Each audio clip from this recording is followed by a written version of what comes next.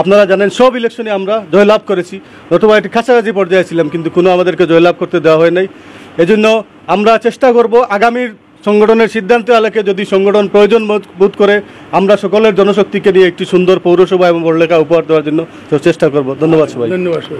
সুপ্রিয় বড়লেখাবাসী, আমরা অত্যন্ত খুশি আজকে আমার যে মাটির সাথে আমাদের রক্ত জর্জরিত, যে মাটির সাথে আমাদের গ্রাম, যে মাটির প্রত্যেকটি মানুষের সাথে আমাদের হৃদয়ের সম্পর্ক, সেই সংগঠন সে দায়িত্বশীলদের নিয়ে আমরা সেই মাটিতে বসে ইনশাআল্লাহ আমরা এখানে আসতে পেরেছি। এবং এখানে যারা উপস্থিত সবাই পুনরায় ব্যক্ত করেছে যে আমরা এই পৌরসভা সহ বড়লেখার প্রত্যন্ত অঞ্চলে সাধারণ মানুষের একজন খাদিম হয়ে আমরা সকলে কাজ করব ইনশাআল্লাহ।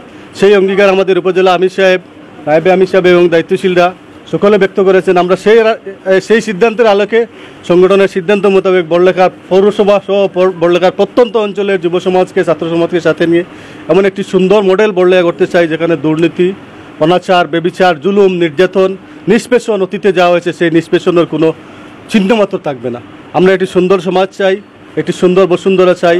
আমাদেরকে ধ্বংস করে দেওয়ার জন্য যত ধরনের ষড়যন্ত্র করা হয় সব কিছু করা হয়েছিল, অর্থনৈতিকভাবে, সামাজিকভাবে, রাজনৈতিকভাবে, পারিবারিক সব দিক থেকে আমাদেরকে ধ্বংস করার জন্য এখানে সকল দায়িত্বশীলরা, সকল কর্মী ভাইরা, আমাদের সংগঠনের একেবারে তৃণমূল পর্যায় থেকে কেন্দ্র পর্যন্ত সবাই এক ধরনের একটা বৃহত্তর কারাগারে ছিল।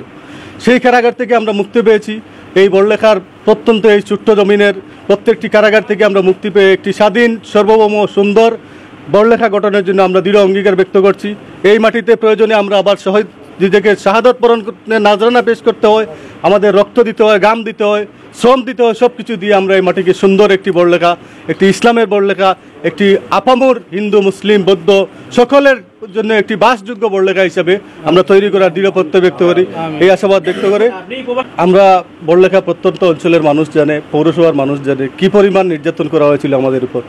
এখানে আমি শুধু নয়, যারা ইলেকশনে ফয়সল ভাই, হেমাদ ভাই, ইলেকশন দুবার ইলেকশন করা হয়েছিল, দুবার ইলেকশনে সকলের উপর মামলা দিয়ে নিষ্পেষণ করা হয়েছিল, নির্যাতন করা হয়েছিল, আমাদেরকে শহীদ করা হয়েছিল, হাজারো হাজারো ভাইদেরকে নির্যাতন এবং মামলা দেওয়া হয়েছিল।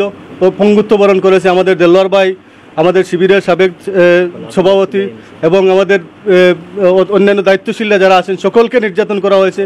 এবং যত ইলেকশনে আমাদের এখানে পার্টি ডিস্ট্রিবিউট করা হয়েছে আমাদের সংগঠনের পক্ষ থেকে, আপনারা জানেন সব ইলেকশনে আমরা জয়লাভ করেছি, নতুবা একটি কাছাকাছি পর্যায়ে ছিলাম, কিন্তু কোনো আমাদেরকে জয়লাভ করতে দেওয়া হয় নাই।